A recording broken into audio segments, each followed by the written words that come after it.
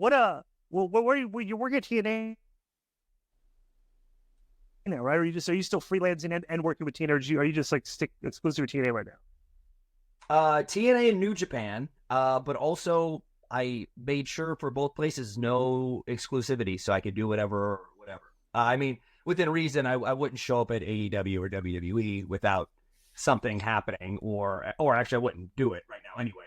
But yeah, anything that goes, I can kind of bounce around, and they offered me a couple different places offered me deals, long term, short term. I just wanted to do some dates for now and bounce around and do all the it's not some like bucket list stuff. I was under contract for 19 years, and now I don't want to be under like, hey, a 3-year deal. Like, no way. I want to do 6 months a year and a half of wrestling some people, just making sure I could still go outside of the bubble of New York. Yo, Nick, let me ask you a question. So, having been in the business, do you remember Pushing like some freshmen into a locker. Is that what they no, I like that story, by the way. I'm glad you did that. It probably wasn't Urban deserved it. So let me ask you, do you remember like around 10 years ago or 12 years ago, me and Disco talked to you backstage in WWE and put you over, or no?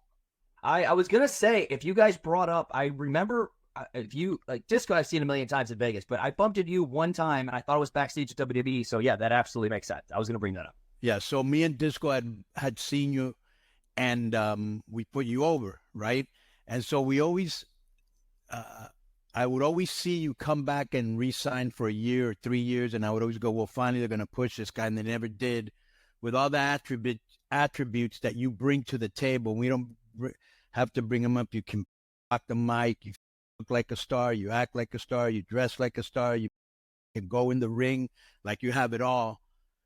Did you feel that there was somebody or something you said or did holding you back? Because that's the only thing I can think of. Absolutely, yeah. I mean, no one would tell me, and you get it's the usual couple things. One, out of context, sure, yeah, somebody or some people or a group, whatever, an idea. But also, it's showbiz, and if they don't want to go with you, they can make up an excuse. They can find an excuse. They can have an excuse. There can be legitimate ones, and it's out of your hand at some point. So you keep fighting and hope. Okay, if 5 more people get sick, they're going to shove me in here, and then this time at this world title match, then they're going to have to say I'm the go-to guy. But that wasn't the case. But it was always like a break glass in case of emergency and put them in the world title match in the last minute. And everyone right, you were credible enough that they could do that, but you always lost, which made you lose your credibility, and bro, they couldn't have gotten you any hotter than when you beat ADR. I mean, come on. Yeah, bro, the night after Mania, yeah. Unreal. We had fun working together anyway, but having that moment together was unreal. I didn't know. You never know what's going on because you're like, okay, I got this. The fans are behind me one way or another. Maybe the office is not behind you, but when I cash this in, are they going to be like, oh, finally, or whatever? Or are they not going to care? Or is it a bad guy cashing in on an injured good guy? Are they going to boom me out of the building? It doesn't. I don't know. Are they just happy there's a title change? Whatever, they're seeing it in person. But I was not prepared for the sound that hit me when I walked out to do that. I absolutely not prepared. It was a special moment. I'm so glad it all worked out for there.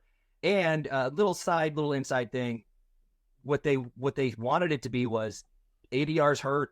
I come down, hit him with the briefcase 5 or 6 times, and just pin him. And I feel like we're missing out on a couple moments here. So I fought to have like this 3-minute match that has 5 or 6 ups and downs in them, and they gave me 2.5 of the 3 minutes to make it happen. So I think it all worked out. The story pieces all fit in, and it was just like this. Oh, I'll beat him up with the briefcase. Oh, now I'm gonna pin him. Kicked out. Oh my God, Dolph always loses. They're gonna screw up. He's gonna cash in and lose to an injured guy. That's how much they hate his guts. And because of that sentiment being pretty obvious, they bought it, and then I kicked out, and then he kicked out. I'm so happy with how that all worked out for that couple of minutes because it was cool. Let me ask you a question. I think we'd spoken about this like years ago, but you were telling me when you and ADR worked, did you like call? Weren't you guys like calling that in the ring?